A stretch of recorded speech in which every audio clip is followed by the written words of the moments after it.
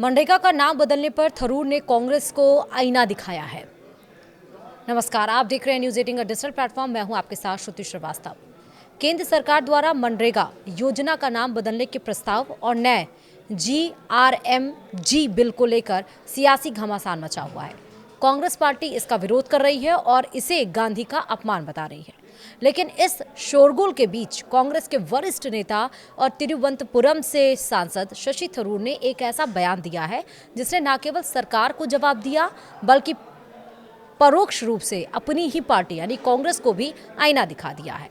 अक्सर देखा गया है कि राम या राम राज्य के नाम पर कांग्रेस और विपक्ष रक्षात्मक मुद्रा में आ जाते हैं, लेकिन थरूर ने खुलकर राम राज्य का समर्थन किया है और इसे महात्मा गांधी के सपनों का अटूट हिस्सा बताया है। इतना ही नहीं, उन्होंने सरकार को भी नसीहत दी।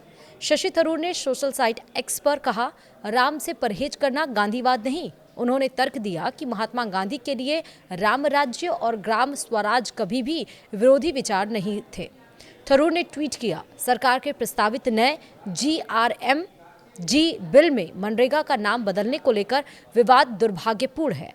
ग्राम स्वराज की अवधारणा और राम राज्य का आदर्श कभी भी प्रतिस्पर्धी ताकतें नहीं थी। वे गांधी जी की चेतना के दो पिलर्स थे। थरूर ने सरकार के फैसले को अनावश्यक बताते हुए कहा कि गांधी का नाम हटाकर राम का नाम लाने की कोशिश करना इन दोनों महापुरुषों के बीच एक ऐसी खाई पैदा करना है जो कभी थी ही नहीं। उन्होंने ये भी कहा कि ग्रामीण गरीबों के लिए बनाई गई योजना में महात्मा का नाम हटाना इस गहरे सहजीवन यानी कि सिम्बायोसिस की अनदेखी करना है। उनकी यानी कि गांधी जी की अंतिम सांस राम का वसीयतनामा थी। आइए हम एक ऐसा विभाजन पैदा करके उनकी विरासत का अपमान ना करें जो कभी अस्तित्व में था ही नहीं। वहीं शशि थरूर का यह बयान राजनीतिक गलियारों में चर्चा का विषय बन गया है। विश्लेषज्ञों का मानना है कि थरूर ने अपनी पार्टी को यह समझाने की कोशिश की है कि राम राज्य शब्द पर बीजेपी का एकाधिकार नहीं है। जहां कांग्रेस के कई नेता राम के नाम से जुड़ी योजनाओं पर सीधे हमले से बचते हैं या उसे सांप्रदायिक चश्मे से देखने की गलती करते हैं, थरूर ने याद दिलाया है कि राम राज्य तो खुद बापू का सपना था।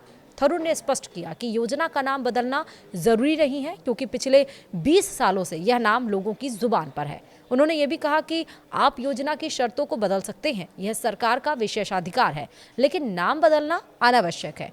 शशि थरूर ने अपने इस सधे हुए बयान से एक तीर से दो शिकार किए हैं। पहला, उन्होंने केंद्र सरकार को बताया कि गांधी को हटाना राम का सम्मान नहीं हो सकता, और दूसरा, उन्होंने विपक्ष को यह राह दिखाई है कि राम के विमर्श से भागने के बजाय उसे गांधीवाद नजरिए से अपनाकर ही बीजेपी की राजनीति का मुकाबला किया जा सकता है।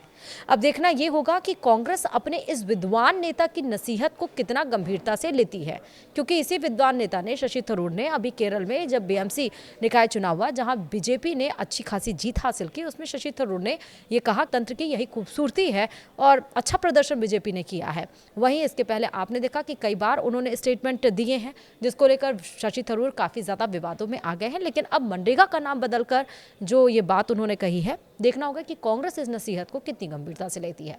फिलहाल इस वीडियो में इतना ही। नमस्कार।